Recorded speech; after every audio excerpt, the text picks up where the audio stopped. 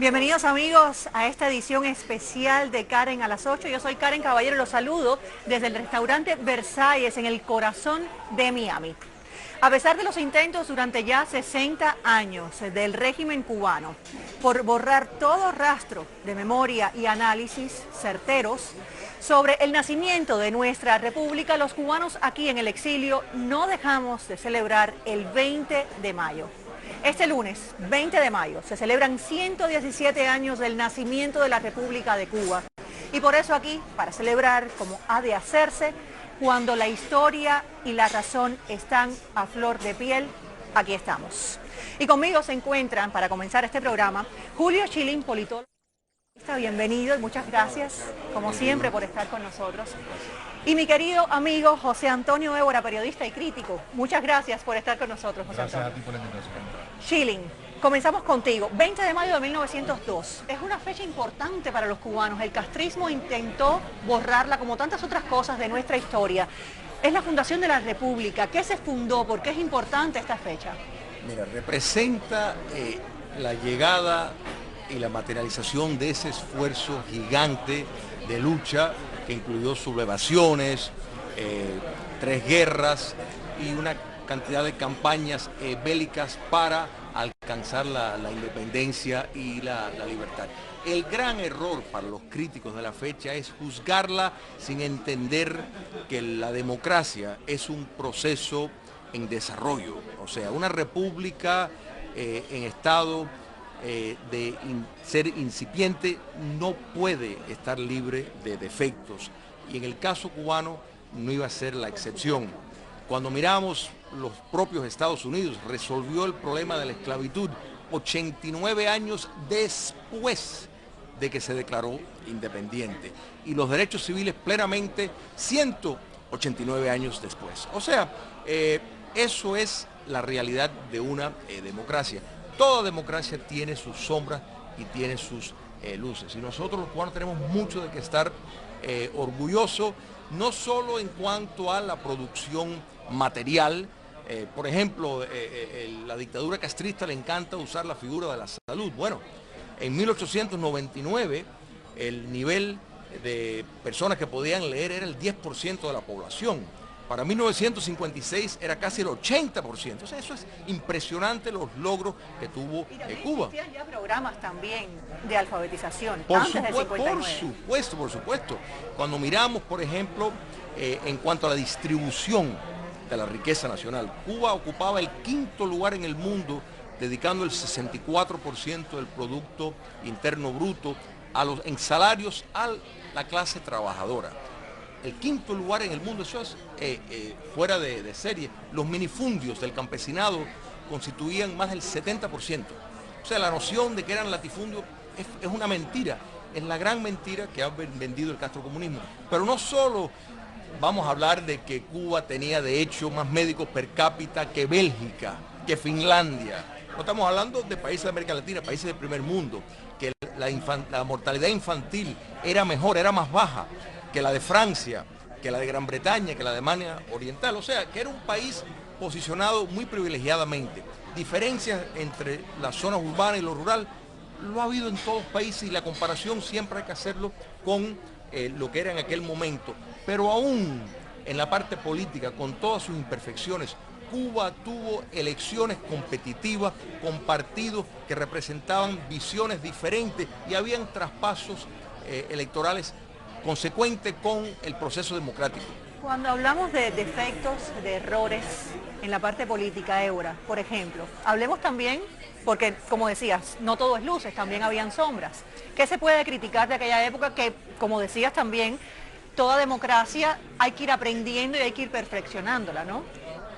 Bueno, con el permiso de él, hay un punto, como él estaba mencionando todas esas cosas, yo quería anotar también la balanza comercial de Cuba antes de convertirse en república. La balanza comercial con Estados Unidos era favorable a Cuba.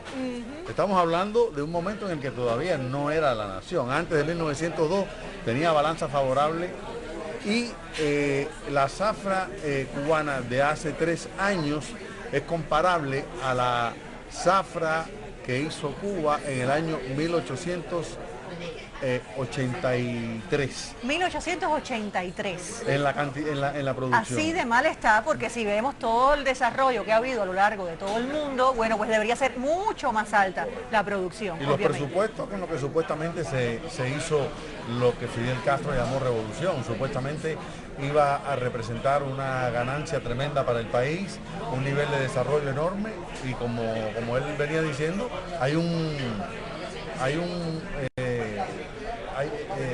el país después entre 1902 y 1959 mantuvo siempre un crecimiento y un funcionamiento de las estructuras que se interrumpió en el 59 para llegar a lo que sabemos hoy. Tú mencionas algunos de los defectos y, por ejemplo, sin lugar a duda, el cierre de la guerra de independencia tuvo sus sombras oscuras, y los Estados Unidos cometió errores. Un gran error fue, por ejemplo, que no se hizo justicia con los crímenes de lesa humanidad que España cometió.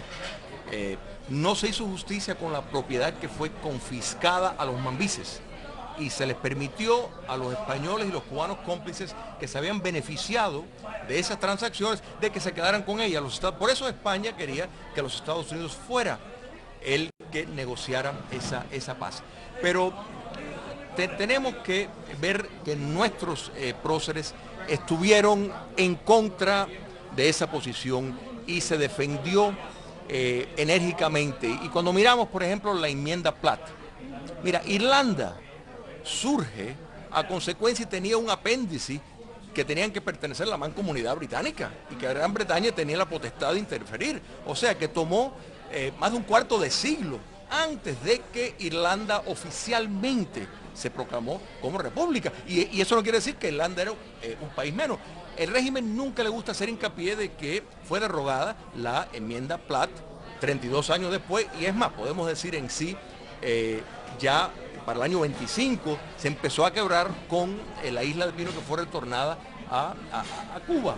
Ahora, lamentablemente los cubanos que nacimos después del año 59 hemos conocido un mismo régimen, una misma dictadura. O en el 59 como yo soy el hombre nuevo.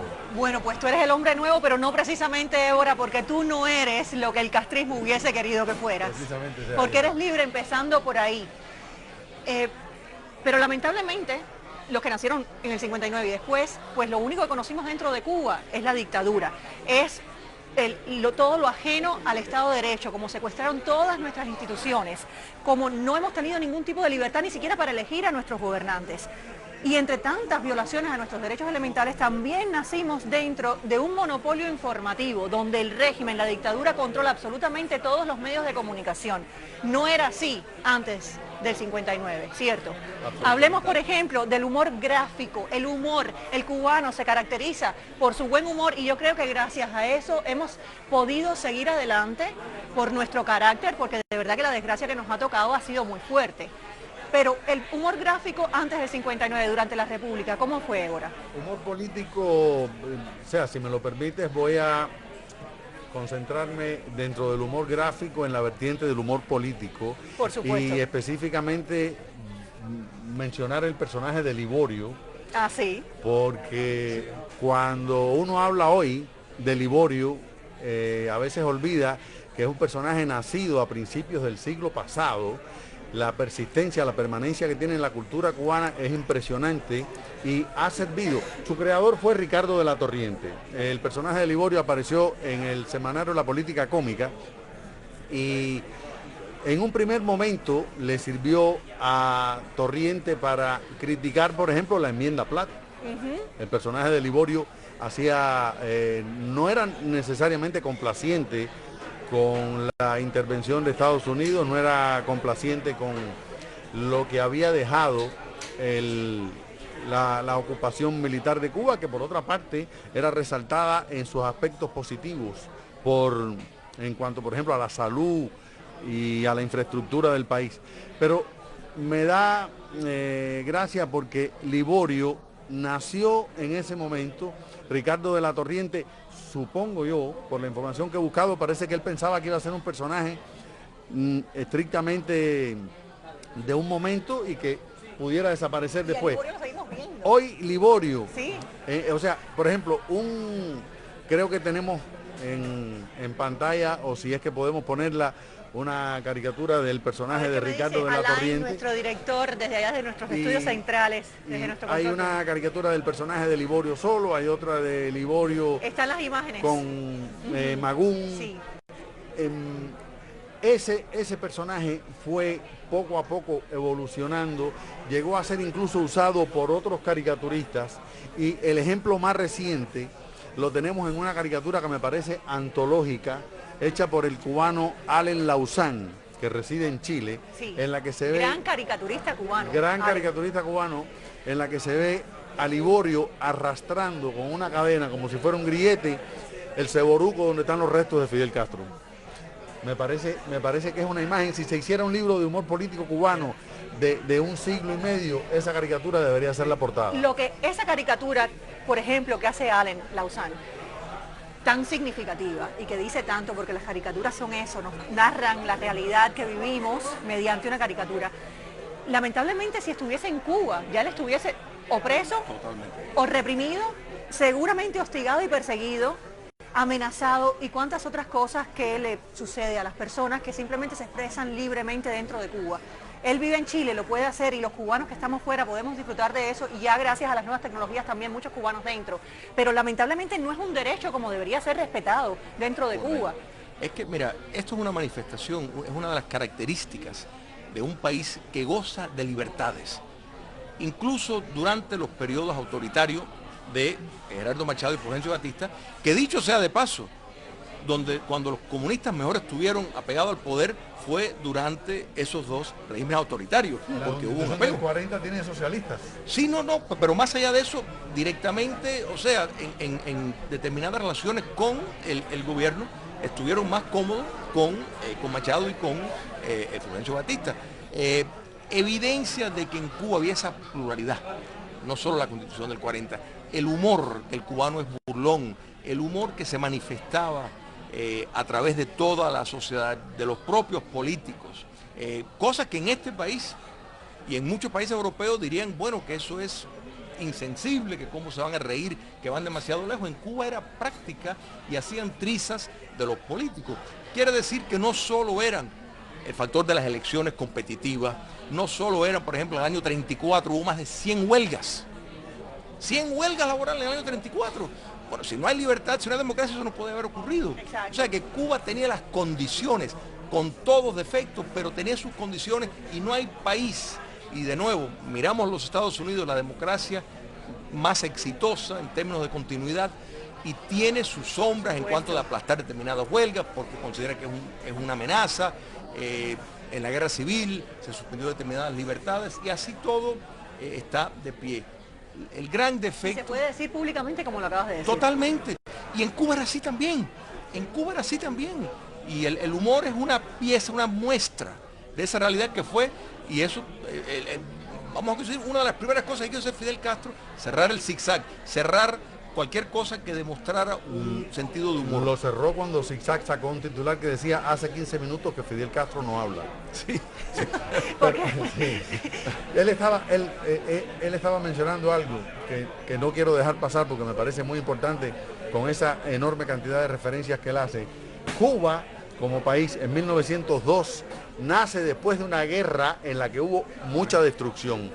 Los autonomistas, sí, que fueron la vertiente política cubana que trató de evitar una guerra Sí. para conseguir una autonomía bajo la corona española y poco a poco Irse lograr liberando. una independencia. Los autonomistas lograron una corriente de pensamiento gracias a la cual los cubanos supieron la cantidad de desventajas que tenían como ciudadanos españoles dentro de la isla, y que contribuyó tremendamente a que después el independentismo, o sea, los Mambises, José Martí, Máximo Gómez, Maceo, pudieran llevar adelante su plan de guerra, a pesar de que, y menciono todo esto porque él mencionaba el ejemplo de Irlanda. Canadá, 30 años antes de que Cuba gozara de la autonomía que le concedió España, que lamentablemente no pudo fructificar, tenía menos atribución de poderes que la corona española le dio a Cuba en 1897. Precisamente, ¿cuál es la importancia de los valores políticos, de la nacionalidad y de la república? Bueno, mira, la nacionalidad en el caso cubano es algo muy particular, y eso es, la nación cubana en sí se funda desde afuera. O sea, si miramos nuestros más grandes próceres, o sea, desde el exilio, la guerra de independencia, la guerra de Martí, se fundó en Front Street, en Nueva York, o sea, de ahí fue donde se organizó. Si miramos los pensadores como Varela, como nuestros más brillantes mentes, vivieron fuera de Cuba sin desprenderse del concepto de nación que no requiere territorio. Y eso sigue presente ahora, y esa es la esperanza de la libertad para Cuba, porque la nación cubana, la parte que vive afuera, vive en libertad, vive en la modernidad, es plural, es tolerante, y es la del intramuros la que está totalmente sofocada por ese régimen que lleva más de 60 años en el Tomás Estrada Palma ganó la presidencia y llegó a Cuba porque había vivido todos esos años en Estados Unidos. De hecho, Máximo Gómez viene a ver a Estrada Palma en Nueva York para pedirle que sea candidato a la presidencia. O sea, Estrada Palma va a Cuba desde aquí de Estados Unidos a ocupar la presidencia después de haber vivido largos años en el exilio. Para culminar este segmento, y muchísimas gracias a los dos por tan importante información, tan valiosa, que es importantísimo que los cubanos todos conozcamos, a pesar de que nos los han arrancado también nuestra historia, el régimen castrista. Pero para culminar, en resumen, ¿qué debemos los cubanos recoger, tener de nuestra república para el futuro, esperemos que cercano? Mira, el mayor error en mi apreciación ha sido la impunidad que nació con la República al no juzgar a la comandancia española por los crímenes de lesa humanidad que cometieron y por validar el robo de propiedades a nuestros mambises. Entonces, si la impunidad tiene ese precio, entendemos que un Estado de Derecho no puede dar, no se puede fortalecer si no se practica el respeto por la ley. Yo creo que esa debe ser nuestra mayor lección, porque si miramos a través de los años, vemos cómo los que colaboraron con la dictadura de Machado, la impunidad los perdonó. O sea, la impunidad lo que hace es una invitación para que se vuelva a cometer el crimen. Entonces es ahí donde tenemos que aprender y entender que con la caída del castrocomunismo tiene que haber un proceso de justicia transicional, si no, no puede enraizarse la democracia. Y hay una frase que Fidel Castro repitió, que no es original de él, por cierto. Hemos hecho una revolución más grande que nosotros mismos. No hay proyecto social que pueda sustentarse en el hecho de pasar por encima del individuo. No hay nada más importante que el individuo. Por muy grande que sea un proyecto social y político, desde el momento mismo en que ignora las necesidades individuales, ya está dejando de ser un proyecto que representa a cada una de las personas a las cuales dice favorecer. ¿Ves por qué no eres el hombre nuevo? Ese pensamiento no es el del hombre nuevo. ¿Cuál es el pensamiento del hombre nuevo? Ese que Fidel Castro hubiese soñado, que tanto alardeó.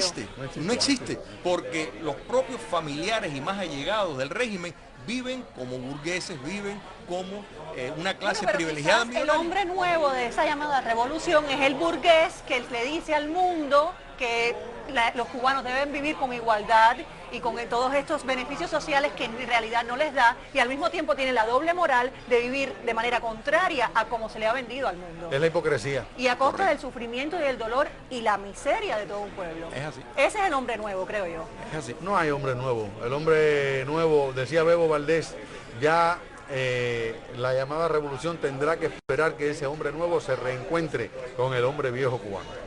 Qué bien, mejor manera que esa de describirlo, de verdad que no existe. Muchísimas gracias a los dos. Gracias a ti.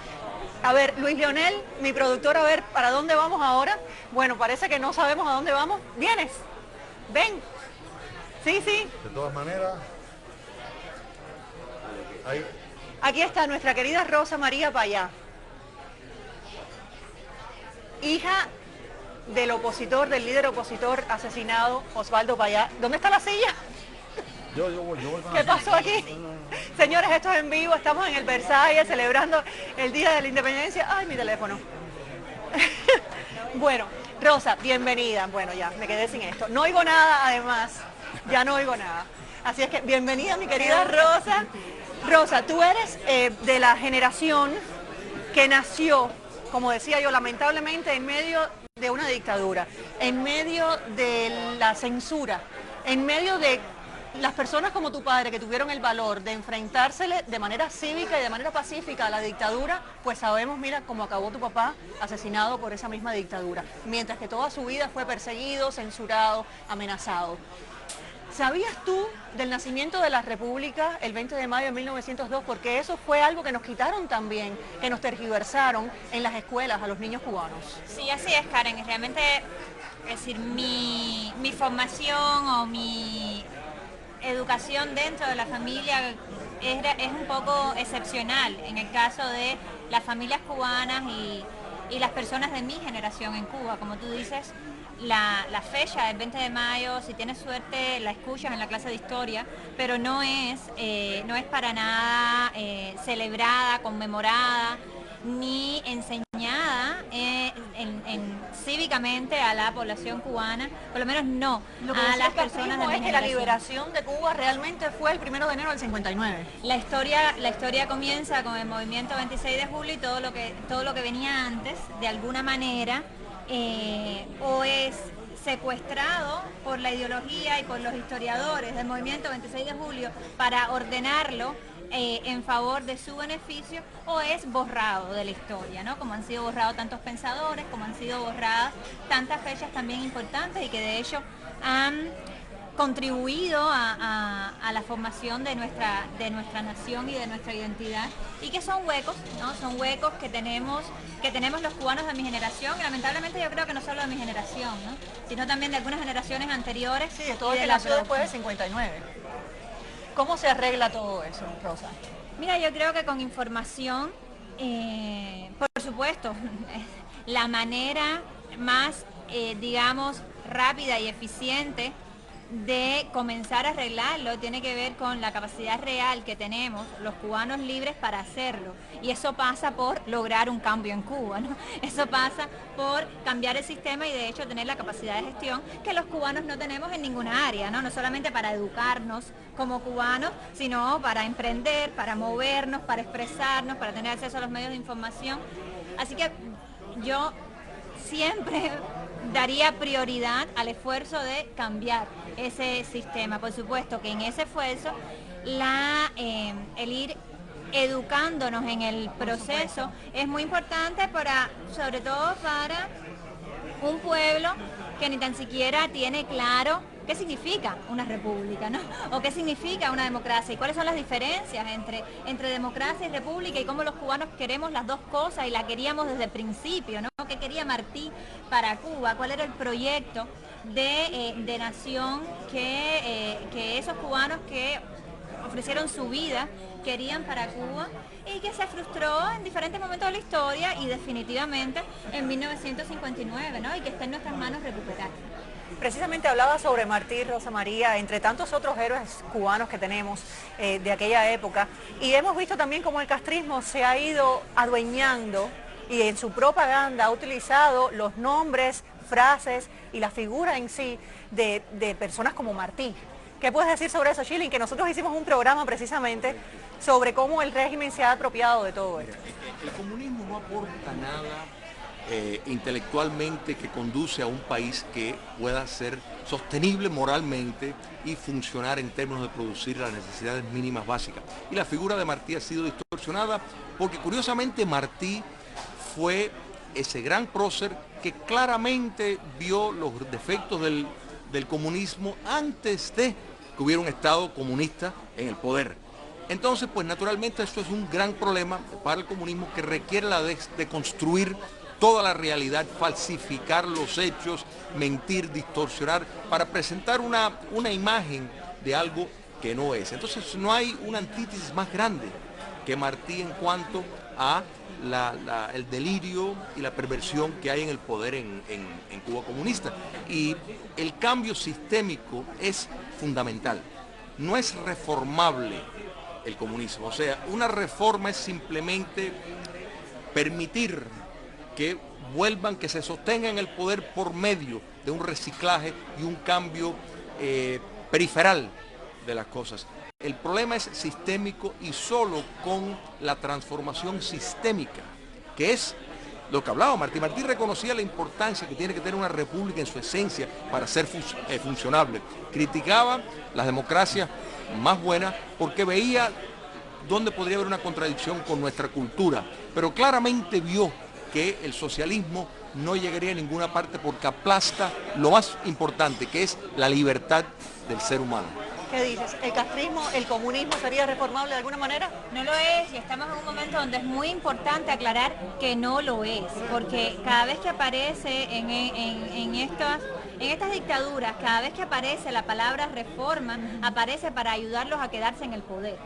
Eso es lo que están intentando en Venezuela, eso es lo que intentaron en algún momento también en el bloque soviético, eso es lo que ha intentado Raúl Castro desde que llegó al poder con sus famosas reformas a las que mi padre muy proféticamente llamó cambio fraude, y es lo que hemos visto en los años que lleva Raúl Castro en el poder y que permanece en el poder, es decir, Permanece, así es. con la reforma de tener a un presidente títere en la cabeza del Consejo de Estado como títere, ¿no? El poder del país sigue estando en manos de la cabeza de la inteligencia cubana, y esa sigue supeditada a los generales que han estado ahí por 60 años. Es muy importante aclarar a todas las personas, a la gran audiencia que tiene Martí, sobre todo a los cubanos dentro de la isla, que la manera de lidiar con el problema es eliminando el problema. Es decir, no hay forma de que los cubanos podamos avanzar sin un cambio de sistema profundo, y eso significa justamente lo contrario de lo que dice el actual mamotreto constitucional que ellos han impuesto al pueblo cubano a partir del 24 de febrero. Yo quisiera también agregar que, a mi juicio, no existe tal comunismo, ni tal socialismo, ni tal nada. No hay ideología. El gobierno de Fidel Castro, si es que así puede llamarse, lo que hizo fue apropiarse de un sistema que le permitía crear un modelo de crisis permanente para aferrarse al poder y no cambiar, punto. Si hubiera sido feudalismo el que se lo hubiera propiciado, hubiera sido feudalista, lo que fuera. Por lo tanto, no se trata ni siquiera, no podemos entrar en una discusión teórica sobre si es reformable o no un sistema como el comunismo, que por cierto no ha existido nunca. Y eso que ¿Por llaman, qué dices eso? Que el no, comunismo... Yo sí quisiera, A ver, quizás responderle al doctor. el comunismo es un sistema que está prefigurado en la teoría de un pensador que se llamaba Carlos Marx y Federico Engels, pero que nunca ha podido ser llevado a la práctica ni será llevado a la práctica porque es quimérico completamente. Bueno, Yo sí. ahora yo quiero que esperes un minuto porque tenemos desde México a Rafael Rojas, historiador y ensayista, y tenemos que pasar con él rápidamente porque él ha hecho una pausa en sus obligaciones, y pues le damos la bienvenida directamente desde México a Rafael Rojas. Bienvenido, muchas gracias por acompañarnos, Rafael. Hola, muchas gracias por la invitación. Rafael, analicemos la Sí. importancia del 20 de mayo desde las ciencias sociales.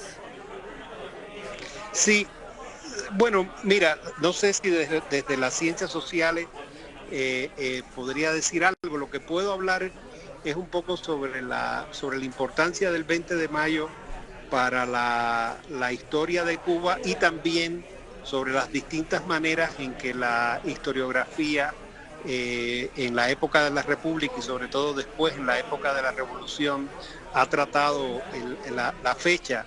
Y algo que yo diría de entrada es que es muy difícil encontrar en otro país latinoamericano o caribeño una ruptura tan radical con un hito fundacional de una nación como el que se produjo en Cuba. Me parece que no hay otra historia en la región tan disruptiva, o sea, tan discontinua. O sea, el hecho de que por 50 años o medio siglo una fecha sea importante como hito de fundación de la nacionalidad y luego no solo deje de serlo, sino que sea descalificada en la historia oficial como sucedió con el 20 de mayo después de la revolución. Yo recorro otras revoluciones latinoamericanas como la, no sé, la mexicana, la guatemalteca, la boliviana, y nunca sucedió eso. Ni siquiera creo que sucediera en el caso de los grandes populismos latinoamericanos del siglo XX, como el peronismo o el varguismo. Por ejemplo, en la historia oficial del peronismo en Argentina o del varguismo en Brasil, respetaba las fechas fundamentales de fundación de la nación en argentina y brasileña en el siglo XX y la primera mitad, en el siglo XIX y la primera mitad del siglo XX. Había un revisionismo entre los historiadores, pero el Estado no se proponía reconfigurar radicalmente la memoria colectiva, como sucedió en Cuba después del año 59. Exactamente cómo y por qué se destruyó la República como institución. Bueno, yo creo que con la República, primero, en realidad fue un sustento de la propia revolución. Recordemos que una de las primeras leyes de la revolución contempladas en la historia más absolverada de Fidel Castro era el restablecimiento de la Constitución de 1940, porque yo creo que con razón los revolucionarios de la generación de Fidel Castro consideraban que la dictadura de Batista había anulado la Constitución del 40. Como tú sabes, el régimen de Batista estableció unos estatutos constitucionales, los famosos estatutos de Dolores, que rigieron en lugar de la Constitución. Entonces, originalmente, la restauración de la República es un elemento de la ideología revolucionaria. Ya después, cuando se produce el tránsito al socialismo, es decir, del año 60 al año 61, hay una adopción deliberada por parte de la cúpula del poder revolucionario de la ideología marxista-leninista, es que se procede al desmontaje de la República como referente. Bueno, pues muchas gracias, Rafael Rojas, desde México. Gracias. Rápidamente, antes de que te vayas, Sí. es importante que los cubanos recuperemos nuestra historia. ¿Por qué es importante? Sí, mira, muy importante. Creo que es algo que ha estado sucediendo al nivel del campo académico, intelectual e incluso de la historiografía escrita dentro de la isla. Por ejemplo, hay un libro de la investigadora de la isla, Ana Cairo, sobre el 20 de mayo, escrito hace una década y media, donde hay una defensa del 20 de mayo y de la fundación de la República. En investigaciones recientes, por ejemplo, se ha reivindicado la figura de Tomás Estrada Palma, que fue, como tú sabes, muy demonizada en los primeros años de la Revolución, y hasta removieron una estatua suya en el Vedado. Y yo sé que hay líderes culturales dentro de la isla que están proponiendo incluso una restauración de ese monumento a Tomás de Estrada Palma. Yo te diría que a nivel de la discusión intelectual y de la historiografía, el reclamo de recuperación de la República está muy difundido, mucho más de lo que pensamos desde fuera muchas veces, ¿no? Lo que falta es que ese reclamo pase a la clase política, y ahí es donde yo creo que todavía no hay resolución, no hay voluntad realmente de reconciliación con el pasado republicano en el poder político de la isla. Bueno, ¿crees que puede haber en ese poder político actual en la isla reconciliación con algo de lo que ellos han negado? Bueno, yo creo que si hubiera una renovación del poder político, podría suceder. De hecho, creo que el nuevo liderazgo cubano está bajo la presión de esas nuevas generaciones en el campo cultural, en el campo académico, en la sociedad civil. Yo no descartaría que en algún momento pueda suceder, pero evidentemente en este no. No hay ninguna señal. Cuando de hablas que de el nuevo gobierno... discúlpame, pero Sí. cuando hablas de nuevo liderazgo cubano del sistema político, ¿a qué te refieres? Porque que yo sepa Me refiero a las nuevas generaciones que están ocupando cargos de poder Por supuesto que el liderazgo máximo está en manos de la vieja dirigencia histórica de la revolución, pero como sabemos hay nuevas generaciones que se están incorporando a cargos de gobierno muy importantes. De hecho, la nueva constitución va a operar una modificación importante en el funcionamiento de ese gobierno, porque va a haber varias figuras importantes en el Poder Ejecutivo, va a haber un primer ministro, la presidencia de la República se queda sin el Consejo de Estado, que pasa a ser una autoridad propia de la Asamblea Nacional del Poder Popular, y me parece que eso es esa transformación de la cúpula del poder podría irse renovando generacionalmente. Lo que yo no veo es que haya en la rama política, militar y más ideológica del poder político cubano una voluntad de cambio, de reforma a la altura de lo que está reclamando la sociedad civil y sectores intelectuales y culturales. Bueno, Rafael, creo que de verdad quisiera invitarte a un programa para hablar más sobre este tema, porque creo que aquí se puede haber un buen debate, pero ahora sé que te tienes que ir y nosotros tenemos que seguir por acá, así que muchísimas gracias. A ustedes.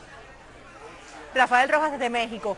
Bueno, precisamente hablábamos sobre si es reformable o no el castrismo, ¿no? Sobre la ideología, sobre si es comunismo o no. Rosa, tú querías responderle, antes de ir nosotros con México, con Rafael Rojas, querías responderle a Débora. Sí, no, de hecho, quizás aportar a lo que acaba de decir, porque sí, por supuesto que los dictadores, el liderazgo que secuestró también al movimiento 26 de julio, escogió al comunismo precisamente porque les permite la excusa de la construcción del comunismo, el apoderarse de todo el Estado y de toda la nación con todos sus recursos y por tanto también secuestrar los derechos de toda la ciudadanía. Pero eso no es de casualidad, eso es precisamente porque la excusa de la construcción del comunismo se lo permite y porque además encontraron las alianzas estratégicas internacionales que les permitían continuar con su proyecto de quedarse de quedarse al mando y con todos los recursos del pueblo cubano a perpetuidad, tal y como es su estrategia. Yo creo que hay un riesgo muy grande, un peligro muy grande en lidiar con los generales en Cuba o con la cúpula del chavismo en Venezuela como si fueran una mera organización criminal, que lo son, pero no son solamente una organización criminal. Están comunicados y han estado preparando por años, por décadas, en el caso del G2 castrista, la implementación de una ofensiva que también tiene corte ideológico. No se llama por gusto socialismo del siglo XXI. No ha cortado los derechos de buena parte de la población latinoamericana allá donde ha llegado de casualidad. Forma parte de un modelo muy bien pensado que sí está enraizado en una ideología y que cuenta con una militancia muy disciplinada. Hay un segundo punto que también es muy tentador, porque es tentador que cuando del poder empiezan a verse reformas o a verse algún cambio, uno quiere confiar y uno quiere que sea para bien. Ahora, la historia reciente, la pasada también, pero sobre todo la reciente, nos dice que los dictadores también leen historia y también saben hasta dónde pueden jugar y qué cambios pueden hacer para quedarse con todo el poder y cuál es la imagen que tienen que vender a la comunidad internacional y a sus mismos ciudadanos para redundar en quedarse en el poder. Y eso lo hemos visto desde en el proceso de negociaciones del chavismo con la Unión Europea, con el Grupo de Lima, hasta en las diferentes etapas por las que ha pasado el grupo de generales o el comunismo en Cuba, si quieres llamarlo de esa manera. La posición no es de aislamiento o de enajenación de la realidad de que ese grupo de generales es quien está en el poder. Ahora, la posición sí es de cambio radical en ese sentido. La radicalidad de la propuesta está en que es necesario cambiar el sistema para poder sentarnos en la mesa y no al revés.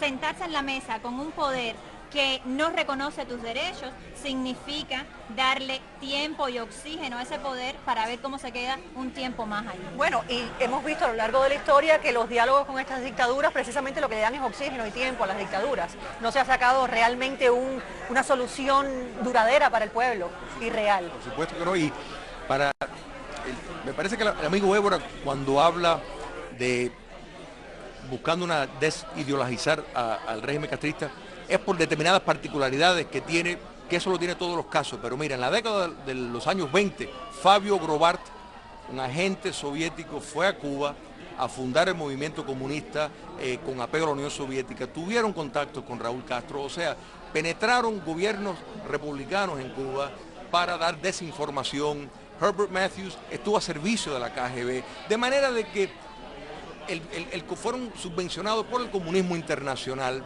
tienen que ser juzgados por el comunismo, irrelevante de lo que realmente creen. O sea, es como el religioso que se quiere hacer pasar por religioso y no cree realmente. Eso es irrelevante. La importante es, el comunismo lo puso en el poder, el comunismo lo ha mantenido y han resucitado el comunismo con otro rostro a partir del Foro de Sao Paulo, como tú mencionaste, del socialismo del siglo XXI, que la metodología ha cambiado. Los pronunciamientos han cambiado, pero es el mismo. Lo que hay en China, por ejemplo, que tienen un trato diferente con la propiedad privada, sin embargo el Partido Comunista sigue dando las directrices de la economía y es mucho más eficiente porque los fascistas eso lo descubrieron hace mucho tiempo. Entonces es importante condenarlos, juzgarlos y condenarlos por esa historia que han estado cargando. Y como base, no escuchamos lo que dijo Rafael Rojas, pero supongo que parte de considerando que es reformable y no lo es. O sea, no lo dijo así exactamente, realmente no quisiera analizar algo que ustedes no pudieron escuchar, pero sí por eso lo invité a un próximo programa donde sí se pueda escuchar, todos los presentes puedan escuchar lo que está diciendo, porque él habla de nuevas generaciones dentro del régimen y bueno, eso yo creo que es muy debatible. Pero es que ahí precisamente está el defecto, porque eso es parte de la nueva metodología. Tener una oposición manipulable, manipulable en el sentido de que va a seguir las directrices con el simulacro de la democracia. Gracias, ya me dieron uno. Gracias. De hecho,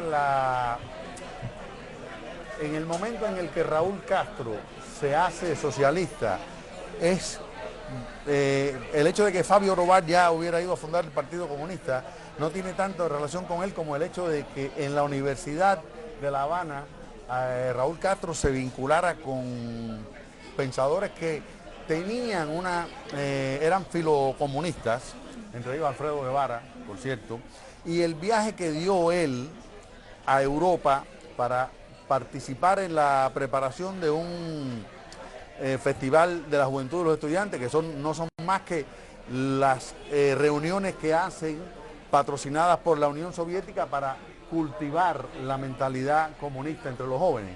Es una labor de proselitismo puramente, pero con respecto a lo que decía ella, yo estoy de acuerdo, el socialismo, por supuesto, que es la mejor coartada posible desde el punto de vista ideológico. Y la ideología que encontraron para adaptarse a lo que querían conseguir. No es que realmente crean en nada. Yo quisiera subrayar. Si lo creen o no. Pero quiero dejar entender, porque eso puede hacer suponer que de verdad tienen una vocación política. No la tienen. Hay un sistema que les permite, es una coartada, para aferrarse al poder. Cualquier cosa que les hubiera servido para hacerlo, no importa, la hubieran utilizado, porque al final lo que hay detrás de todo esto es la necesidad de mantenerse en el poder, ejercerlo despóticamente, ignorar a los individuos y terminar entonces con un país como Cuba, por ejemplo, destruyéndolo bajo la apariencia de que hay detrás un proyecto político bonito, atractivo, socialmente aceptable, que es mentira. Al final no es cierto, son ladrones. Muchísimas gracias.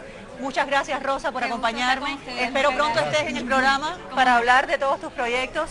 Y bueno, pues muchas gracias a ustedes. Me quedo con ustedes. Rosa se tiene que ir. Muchas gracias, chao. Ahora vamos a una pequeña pausa. Señores, estamos en vivo. Aquí tengo a mi productor Luis Lionel vuelto loco entre llamadas por teléfono con México, con California. Y ahora me está trayendo a una persona bella que vivió la República y nos va a contar rápidamente cómo fue su experiencia viviendo en la República Cubana. Ya volvemos en solo segundos, no se vayan.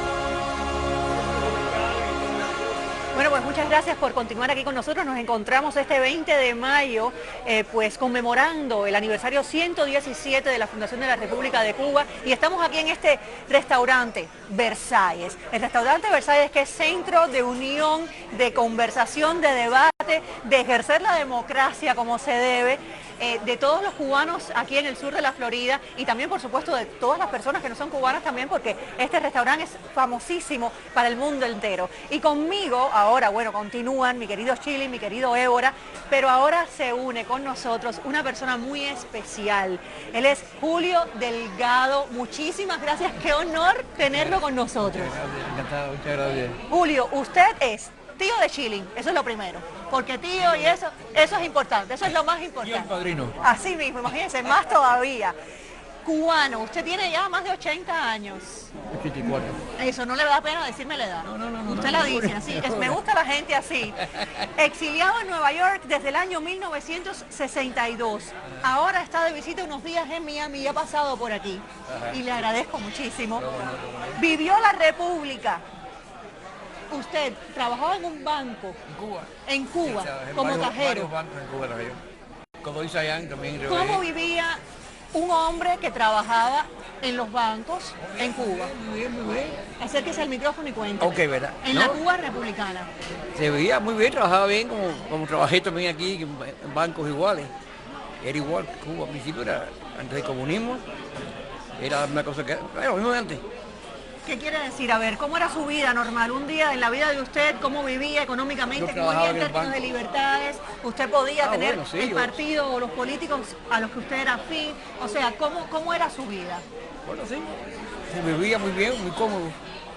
Vivía hasta el 59, viví en Cuba. ¿En qué parte de Cuba? En Santo Suárez, La Habana. En La Habana. La Habana, sí. ¿Usted trabajaba 8 Trabajaba horas en un banco de cajero, de cajero? en La Víbora y también en La Habana. Y entonces, Y de ahí entonces ya cuando empezó la cosa con esta gente, con los castristas, cuando llegó Castro al poder. comunismo, ¿sí? Se decidí irme rápido ¿Por qué? para ¿Qué es lo que vio sacar- usted que no le sacar a esta gustó? gente no, que era comunismo. Lo que venía era el comunismo, no, nada que eso. Entonces pues vine para acá rápido enseguida, en el 62 vine yo para acá. Aquí entonces a 4 de ellos y después de aquí a 4 más por España. Mantenerlo en España, trabajando yo aquí, full time, part time y todo, yo solo de lado acá. Saqué a 8 por España. O sea, sacó a toda la familia de Cuba. Sí, imagínate, sí, de todo el mundo que para allá. Usted liberó entonces a Chilling. Gracias al tío. La mamá de él, Totalmente, él- la hermana, él la se mamá de él, fue- la hermana mía. Él trabajando en 2 trabajos, sacó préstamos para poder costear la salida a través de España para mí, Porque para vinieron mi por primo, España mi ellos. padre, Mi padre viaja a España y de España para acá también. Y eran 4 personas cada vez, fueron 8, 4 y 4. buscando los apartamentos. Estuvo en Miami, no encontró trabajo, se fue a Nueva York cuando nosotros llegamos teníamos ya el apartamento, los muebles, que muchos de ellos eran personas que lo donaban. Todo eso Así lo había por ahí hecho él. pasamos todos, ¿eh? Todos los inmigrantes hemos pasado, casi todos, hemos pasado por el momento de no tener nada y que te regalan un mueble por aquí y algo por allá. Claro, sí, Usted obviamente trabajó mucho, ha trabajado mucho Tenía en su vida. part-time, full-time, Y para poder traer a su sacar, familia y para poder, como decimos los cubanos, echar para adelante. 4 más. ¿Se arrepiente en algún momento de haber salido de Cuba en el año 62? No, que va. ¿Por qué? No, porque salí de él. Salí de Cuba. Hablamos Cuba de Cuba. Que yo sabía lo que venía a traer, lo que hay en Cuba actualmente, que no es vida, que no es vida, la cosa. ¿Ha vuelto a Cuba? 2 veces. ¿Y qué le ha parecido? Exacto. ¿Por qué? Que todo es así, no hay nada de nada. No hay nada de nada ya. La gente, todo el mundo callado la boca, nadie por lado, porque si hablan mucho te hacen un número 8 también allá, ¿entiendes? Y es un infierno la verdad. Bueno, pues muchísimas gracias. No puede nada, ok. De verdad, muchas gracias y la familia estoy segura que también le está muy agradecida. ¿Cómo no? Mira, y es importante siempre destacar que cuando uno vive fuera de Cuba, en sí vive dentro de Cuba, porque todos nosotros, José, nuestras tradiciones las seguimos, Nochebuena, escuchar todos los cuentos, cuando estaba Pedro Luis Boitel en huelga de hambre, yo de niño, o sea, viendo eso, y ellos todos atentos, o sea, que todo eso, toda la historia de Cuba la seguimos viviendo desde el exilio, y él fue una parte muy importante, el pilar, seminal ahí en todo eso. Qué gusto, qué honor tenerlo por aquí. Ahora vamos un momentico, hacemos una pausa aquí, pero vamos entonces a pasar a Los Ángeles, California, ¿sí? Luis Leonel, ¿qué me dices? ¿Vamos a Los Ángeles? Todavía no. Me dicen por aquí que sí, me dicen que sí. A ver, tenemos a Aurelio de la Vega, ¿lo tenemos? ¿Vía telefónica? Sí, me están diciendo que sí, compositor y pedagogo, aquí estamos. Músico. Hola Aurelio, ¿estás ahí? ¡Qué bueno! Bienvenido, muchas gracias por acompañarnos desde allá. ¿Qué hora es allá ahora? Bueno, son 3 horas más antes de ustedes. Ah, bueno, tenemos 3 horas de diferencia. Bueno, cuéntenos rápidamente, Aurelio, ¿cómo fue la música cubana, esa música que nos representa? A mí en lo personal, bueno, pues siempre la sigo, me encanta, la he estudiado muchísimo y siempre digo que la música cubana antes del año 59 me representa muchísimo. Cuénteme, ¿cómo era la música, el aporte de los compositores de aquella época, el legado? No hay que acordarse de lo siguiente. ¿Aurelio? Sí. ¿Aló? Sí, lo oigo. Adelante. No lo escucho. Ah, me dicen que hemos perdido la comunicación. Qué lástima, porque estaba de verdad ansiosa por saber. Estaba yo en este programa que hemos preparado, Luis Leonel y yo. Luis Leonel lo menciono muchísimo, porque es mi productor. Y realmente ha sido, Luis Leonel se perdió la llamada y estábamos muy emocionados con poder hablar con Aurelio y hablar de la música, que es algo que también en lo personal me toca tanto y que lamentablemente también el castrismo nos ha negado a tantos músicos buenísimos representantes de la música cubana alrededor del mundo, y por estar en contra del castrismo, el castrismo los ha negado en su tierra. Para cerrar, un último comentario, por favor. Con respecto a lo que está diciendo, eso es un ejemplo que el talento no vale, lo que vale es la sumisión ideológica, y si no la tienes, eres eliminado. Entonces, sin libertad no hay república, sin libertad, por supuesto que no hay democracia, y no puede haber progreso si no hay libertad. Azúcar. Celia Cruz, nuestra Celia. Qué mejor manera que terminar este programa que recordando a nuestra gran Celia Cruz, una de nuestras grandes exponentes como cubana, como músico, como artista, y lamentablemente nunca pudo regresar a su país, a Cuba. Esperemos que pronto Cuba sea libre. Muchas gracias. Gracias a todos ustedes. Hasta mañana. Chao.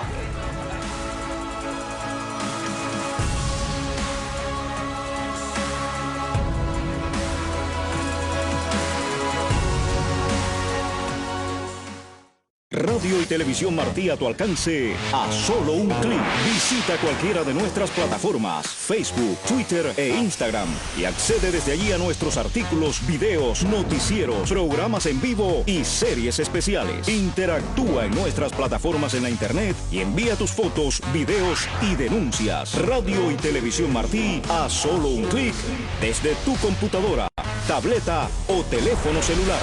Síguenos. El 15 de febrero de 1898, el acorazado norteamericano Maine, que estaba de visita en el puerto de La Habana, explotó y se hundió, muriendo 274 marinos. Estados Unidos culpó a España por el hundimiento y le declaró la guerra, y así comenzó la llamada Guerra Hispanoamericana. El 10 de diciembre de ese mismo año, con la firma del Tratado de París y la cesión de Cuba, Puerto Rico y Filipinas a Estados Unidos, Cuba dejó de ser colonia española. El Congreso estadounidense emitió la denominada Resolución Conjunta, declarando que Cuba es y de derecho debe ser libre e independiente. Se organizó una asamblea constituyente y se aprobó la Constitución de 1901. El 31 de diciembre de ese año, Cuba votó y eligió al presidente de la nueva república, don Tomás Estrada Palma. Un 20 de mayo de 1902, un día después del aniversario de la muerte de José Martí, el apóstol de la independencia en la isla, Estrada Palma tomó posesión como primer presidente. Ese mismo día, a las 12:08 del mediodía, se arrió la bandera norteamericana que ondeaba en el morro, y por primera vez la bandera cubana, la de la estrella solitaria, ondeó señalando que Cuba era un país independiente. En el Salón del Trono, en el Palacio de los Capitanes Generales, se le entregó a Estrada Palma el gobierno, y a partir de ese momento terminó la ocupación de los Estados Unidos. Había nacido oficialmente la República. Don Tomás Estrada Palma juró el cargo ante el Tribunal Supremo presidido por el doctor González de Mendoza, un renombrado antiesclavista, que en la ceremonia de juramento expresó: juro por Dios y prometo por mi honor desempeñar el cargo de presidente de la República de Cuba para que he sido electo cumpliendo y haciendo cumplir la Constitución. Miles de cubanos se congregaron frente al Palacio de Gobierno y quedó acuñada la frase del general en jefe del Ejército Libertador Máximo Gómez, cuando exclamó lleno de emoción: ahora sí creo que hemos llegado.